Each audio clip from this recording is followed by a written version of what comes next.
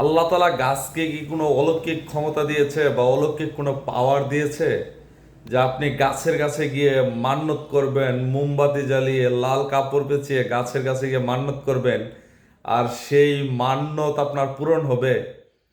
এরকম কোনো ইতিহাস বা এরকম কোনো রেকর্ড কি আছে যে কোনো গাছের কাছে গিয়ে মান্নত করলে সেইটা পূরণ হয়?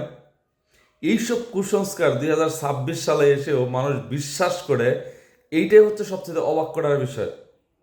আখাউড়াতে একটা গাছ কেটে ফেলার পরে সেই গাছটা হয়তো বা গাছের নিচে মাটি ছিল না, বা গাছটা দাঁড়িয়ে থাকার জন্য যতটুকু শক্তি প্রয়োজন হয়তো বা সেটা শিকড় মাটির সাথে অতটা অ্যাডজাস্ট ছিল না, যার কারণে গাছটা উল্টে পড়েছিল। এখন উল্টে পড়ার পর গাছটা যে কাটা ছিল, এই কাটা অংশটা কোনো একটা জায়গায় হয়তো বা আটকে ছিল, বা মানে কাটার বাদ ছিল। ওই যতটুকু অংশ কাটার বাদ ছিল অতটুকু অংশই গাছটা দাঁড়িয়ে থাকার জন্য যথেষ্ট ছিল, যার কারণে গাছটা আবার নিচে যখন চাপ পড়েছে বা ভর পড়েছে উপরে, তখন আবার সোজা হয়ে গিয়েছিল। তো এইটাকে কেন্দ্র করে সেখানে লাল কাপড় পেঁচিয়ে মোমবাতি প্রজ্বলন করে সেখানে মান্যত করা শুরু হয়ে গিয়েছিল।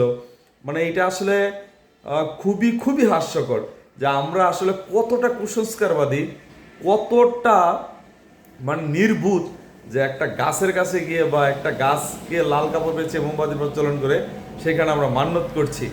তো আল্লাহ তাআলা গাছকে কোনো অলৌকিক ক্ষমতা দেয় না এই যে গাছের কাছে গিয়ে আপনি কোনো মান্যত করলে সেটা পূরণ হবে। হ্যাঁ, গাছগাছালির আল্লাহ তাআলা ঔষধি গুণ দিয়েছে, যে কিছু গাছগাছালি আছে যেগুলো ফল দেয় আমাদেরকে, সেই ফল খাই পুষ্টির চাহিদা পূরণ হয়।